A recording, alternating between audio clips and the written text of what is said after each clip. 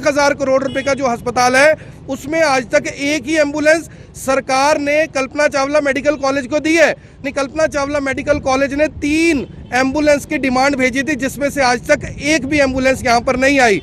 कि इसी अस्पताल ने 100 मॉनिटर मांगे थे कि कोरोना के जो पेशेंट हैं वो लगातार बढ़ रहे हैं, हमें 100 मॉनिटर चाहिए। आज 1 साल हो चुका है, 100 में से एक मॉनिटर यहाँ पर नहीं आया। अब कल्पना चावला मेडिकल कॉलेज ने 100 मॉनिटर और सरिंज पंप भी मंगवाए थे ताकि मरीजों का इलाज अच्छे से हो सके। शायद इसीलिए इस अस्पताल को यहाँ से जो पेशेंट है वो बाहर भेजने पड़ते। कभी महसूस नहीं होता कि कल्पना चावला के नाम से हटाकर कम से कम किसी नेता के नाम पे रख दो? नेताओं को तो रोज गालियाँ पड़ती हैं, कम से कम कल्पना चावला का नाम तो खराब ना हो। नमस्कार, मैं हूं आकर्षण उपल और इस समय आप ये सीधी तस्वीरें देख रहे हैं करनाल के Kalpana Chawla government medical college और हॉस्पिटल से। दोस्तों, कल्पना चावला एक ऐसा नाम है जिसको सुनकर हर करनाल वासी को गर्व होता है। उसे लगता है कि उनके शहर की बेटी ने, उनके प्रदेश की बेटी ने इस देश के लिए, यानी कि पूरे विश्व की उन्नति के लिए अपनी जान दी। जिसके बाद काफ़ी लंबे चौड़े, यानी कि मैं आपको बता दूं कि लोगों ने प्रदर्शन किए थे, तब जाकर इस मेडिकल कॉलेज का नाम कल्पना चावला मेडिकल कॉलेज के नाम से बन पाया। लेकिन कल्पना चावला मेडिकल कॉलेज में आखिर हो क्या रहा है? सरकार ने 1000 करोड़ रुपए के आसपास, आज इसकी जो लागत है वो लगभग 1000 करोड़ पहुंच चुकी है। 650 करोड़ कहा गया था कि उस समय खर्च हुए हैं। 300 करोड़ रुपए के आसपास के प्रोजेक्ट इसमें और चल रहे हैं, यानी कि लगभग 1000 करोड़ रुपए खर्चने के बाद भी कोरोना को लेकर कितना काम मेडिकल कॉलेज में हुआ ये आप जानेंगे तो हैरान रह जाएंगे। आज जो IBN 24 पर आप कवरेज देखने जा रहे हैं वो आपको अंदर तक हिला सकती है, क्योंकि 1000 करोड़ रुपए में 1000 करोड़पति बन सकते हैं, यानी इसका अमाउंट हुआ 10 अरब रुपए।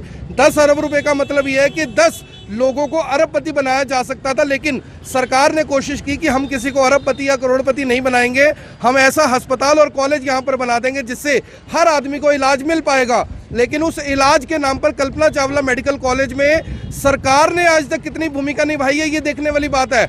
1000 करोड़ रुपए से बने इस मेडिकल कॉलेज के अंदर अपनी एक ही एम्बुलेंस है, सिर्फ एक एम्बुलेंस, यानी कि 1000 करोड़ रुपए का जो अस्पताल है उसमें आज तक एक ही एम्बुलेंस सरकार ने कल्पना चावला मेडिकल कॉलेज को दी है। जो जानकारी मेरे पास आई है उसके अनुसार अप्रैल 2020 में जब कोरोना के मामले बहुत ज़्यादा बढ़ गए थे, उस समय यानी कल्पना चावला मेडिकल कॉलेज ने 3 एम्बुलेंस की डिमांड भेजी थी, जिसमें से आज तक एक भी एम्बुलेंस यहाँ पर नहीं आई।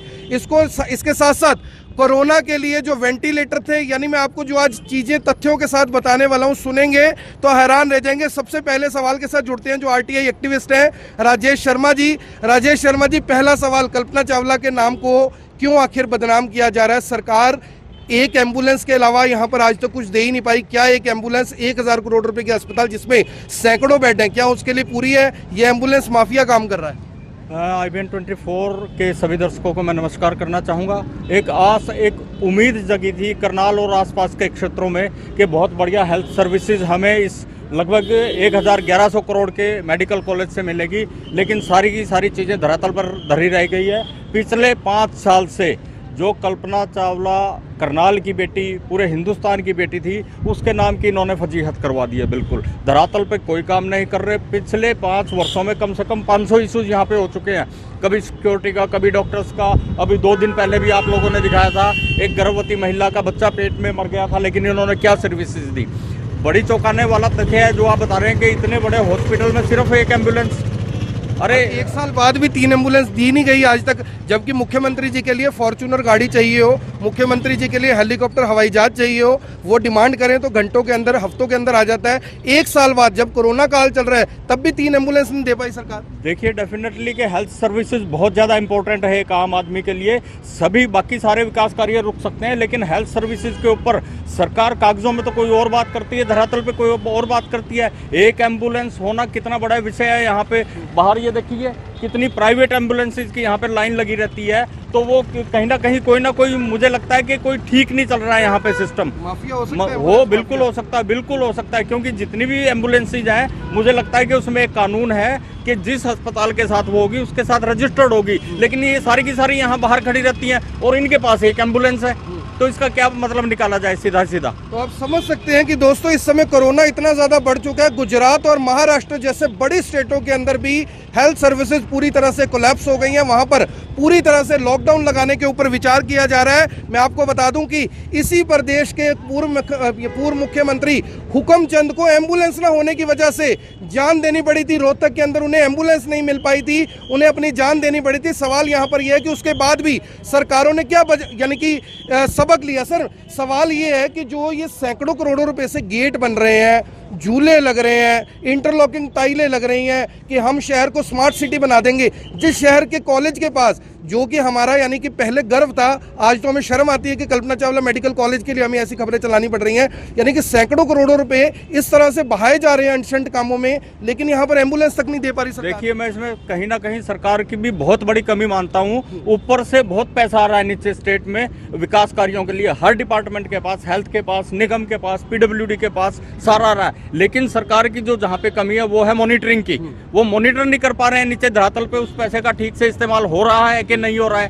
ये सारी चीजें मतलब एक फजीयत करवा रही हैं। मॉनिटरिंग से याद आया दोस्तों कि इसी अस्पताल ने 100 मॉनिटर मांगे थे कि कोरोना के जो पेशेंट है वो लगातार बढ़ रहे हैं, हमें 100 मॉनिटर चाहिए। आज 1 साल हो चुका है, 100 में से 1 मॉनिटर यहाँ पर नहीं आया। अब आप समझ कर देखिए कि कल्पना चावला मेडिकल कॉलेज में जो ये सब तमाम लोग आप देख रहे हैं, ये गरीब लोग यहाँ पर जब इलाज लेने के लिए आते हैं तो इन्हें उम्मीद होती है कि हम जाएंगे तो हमारा कोई पैसा खर्च नहीं होगा, हमें पूरी सुविधाएं मिलेंगी। लेकिन सुविधाएं कल्पना चावला मेडिकल कॉलेज दे कहाँ से?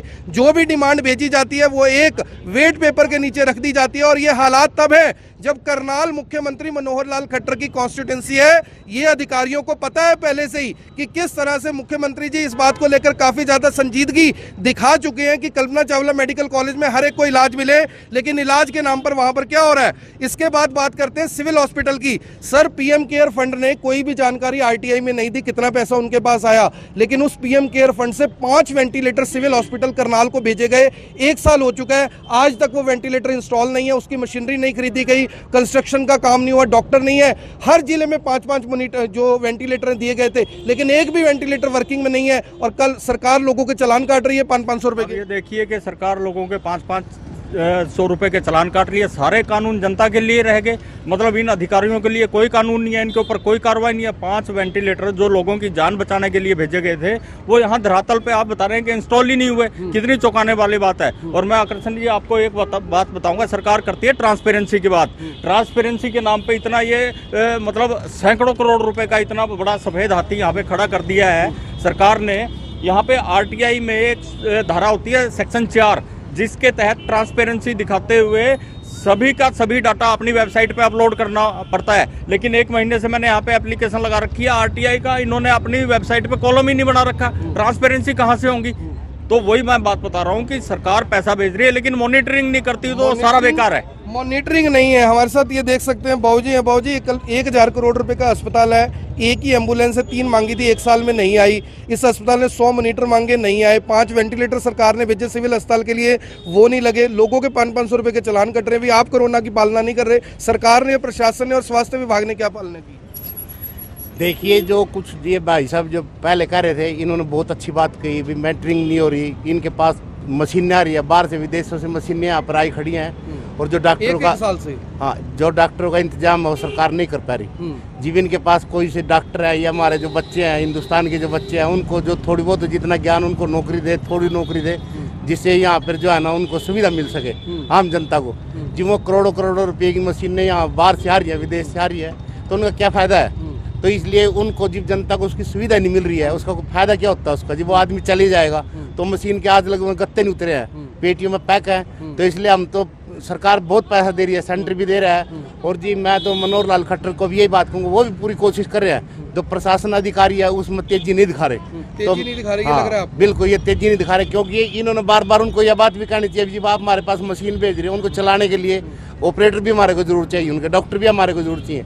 तो इसलिए मैं तो ये कहूँगा कहीं ना कहीं खराब ही हो रहा है। और वो वेस्टेज क्या हो तो मतलब जैसे पढ़ा ना, जैसे मोदी साहब ने कहा था भी जो है पैसा मार्केट में आना चाहिए, उसका प्रयोग होगा, दुरुपयोग नहीं होगा।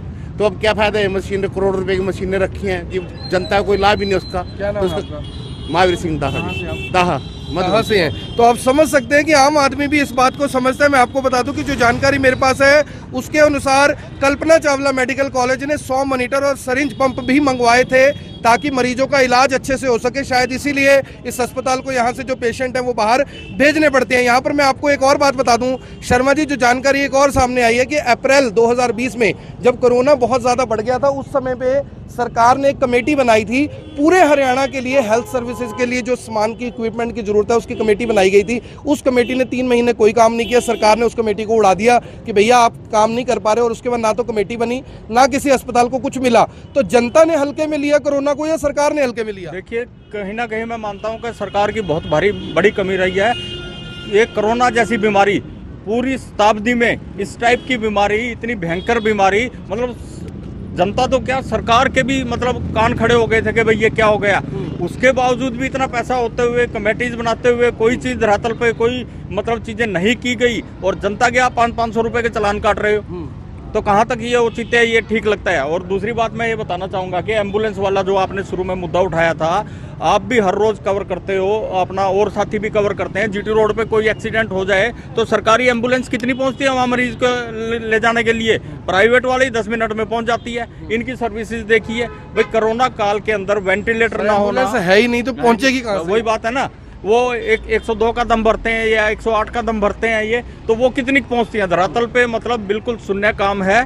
और जो मतलब स्वास्थ्य सेवाएं जिनका हम लोगों ने यहाँ पे इस कल्पना चावला को बनाने में बहुत बड़ा मतलब जनता का योगदान रहा था। लाखों चिट्ठियां लिखी गई थी, बहुत एजिटेशन हुए थे, वो सारी धरातल पे सारी जीरो शून्य कर दिए इन्होंने। कहीं ना कहीं सर कभी महसूस नहीं होता कि कल्पना चावला के नाम से हटाकर कम से कम किसी नेता के नाम पे रख दो? तो नेताओं को तो रोज गालियां पड़ती हैं, कम से कम कल्पना चावला का नाम तो खराब ना हो। देखिए, डेफिनेटली कहीं ना कहीं ये उस बच्ची का एक बहुत, उसने पूरे विश्व में हिंदुस्तान का नाम चमकाया था। करनाल की वो बेटी है।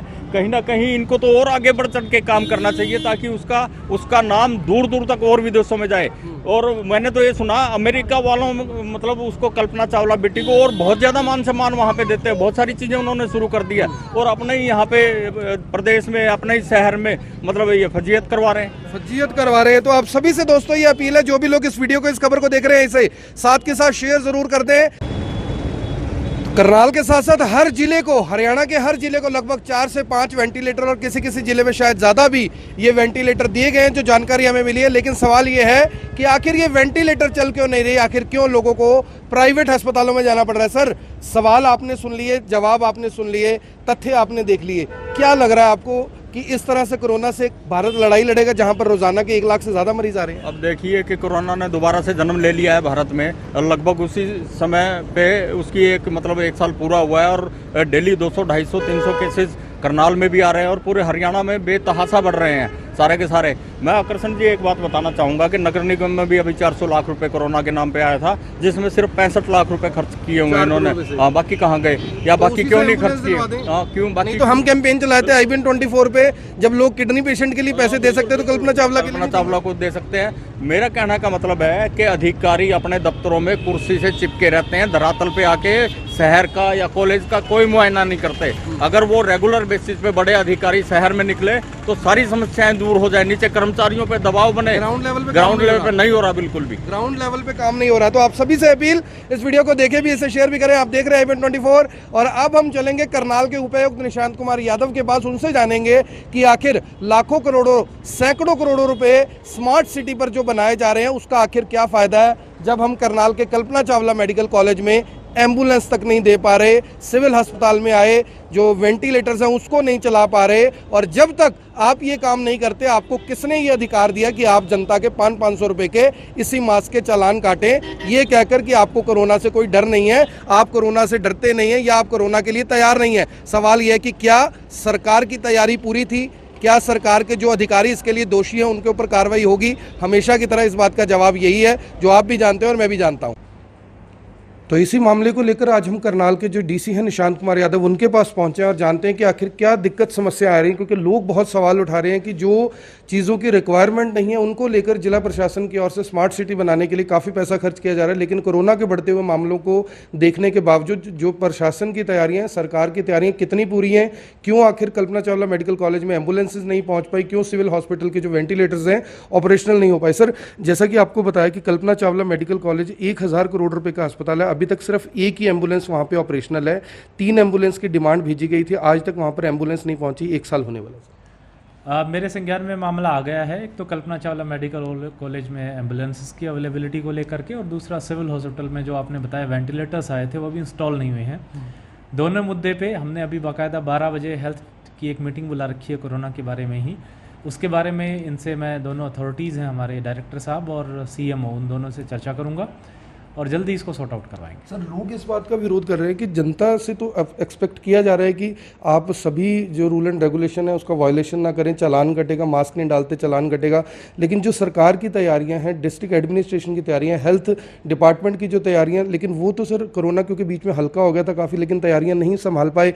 सब पता था कि सेकेंड स्ट्रेन थर्ड स्ट्रेन आएगा, उसके बावजूद तैयारियाँ पूरी नहीं है। देखिए, तैयारियां पूरी हैं बिकॉज बीच में नंबर ऑफ केसेस कम हुए थे, तो हमने जो रूटीन ओपीडीज़ और जो इवन इलेक्टिव सर्जरीज ऑपरेशंस थे वो भी शुरू कर दिए थे।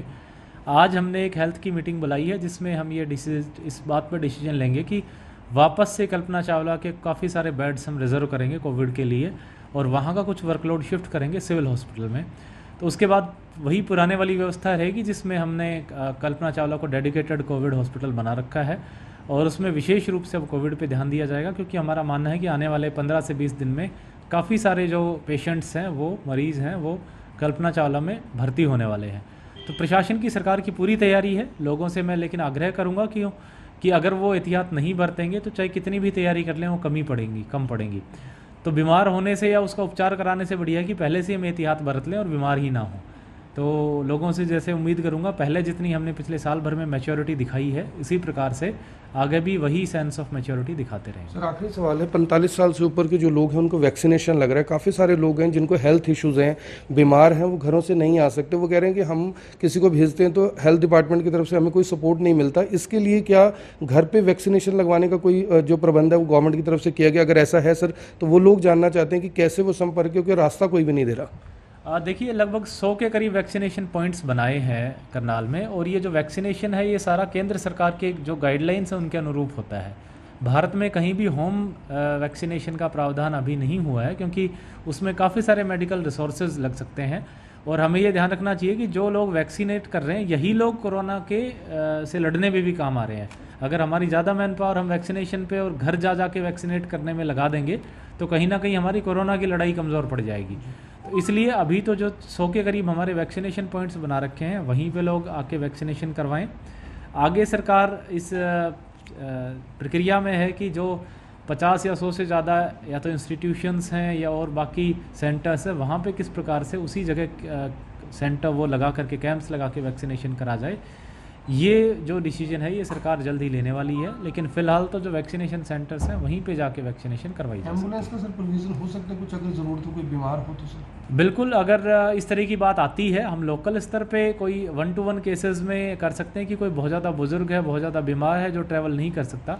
लेकिन प्रॉब्लम ये है कि जो वैक्सीनेशन होती है उसमें आधे घंटे हमें ऑब्जर्वेशन में रखना होता है पेशेंट को, और उस समय सारे के सारे स्पेशलिस्ट हैं उसके पास होने चाहिए, क्योंकि हो सकता है कोई साइड एक्टिविटीज़ ना हो, और इसके लिए ऑब्जर्वेशन रूम भी बनाया जाता है हर एक वैक्सीनेशन सेंटर पे। तो उस केस में वो प्रॉब्लम जो है हमें आएगी कि अगर हम घर पे जाके वैक्सीनेट करते हैं तो ये संभव नहीं है कि सारे स्पेशलिस्ट वहाँ घर पे भी भेजे जाएं ताकि उनको आधे घंटे ऑब्जर्वेशन में रखा जा सके। इसलिए विशेष रूप से वैक्सीनेशन केंद्रों की महत्व बताया गया है। अगर कोई इंडिविजुअल है जो खुद ट्रैवल नहीं कर पाता तो एम्बुलेंस भेज करके हम उसको वैक्सीनेशन सेंटर में ला सकते हैं, ये हम प्रावधान कर सकते हैं। तो ये थे करनाल के डीसी निशांत कुमार यादव। सीधे तौर पर कहा कि मामला संज्ञान में जरूर आ गया। IBN 24 के मार्फत के 5 वेंटिलेटर PM केयर फंड से करनाल डिस्ट्रिक्ट एडमिनिस्ट्रेशन के जो सिविल हॉस्पिटल है उसको मिले, लेकिन आज तक वो ऑपरेशनल नहीं हो पाए। और जो कल्पना चावला मेडिकल कॉलेज की एम्बुलेंस की बात हुई उसके लिए भी उन्होंने कहा कि इसके लिए सरकार से बात की जाएगी कि जल्द से जल्द कल्पना चावला मेडिकल कॉलेज को जो एम्बुलेंस है वो मिल पाए। आप सभी लोगों से अपील, इस वीडियो को देखें भी, इसे शेयर भी करें। आप देख रहे हैं IBN 24, मैं हूँ आकर्षण उपल, करनाल से आप सभी के साथ लाइव। धन्यवाद।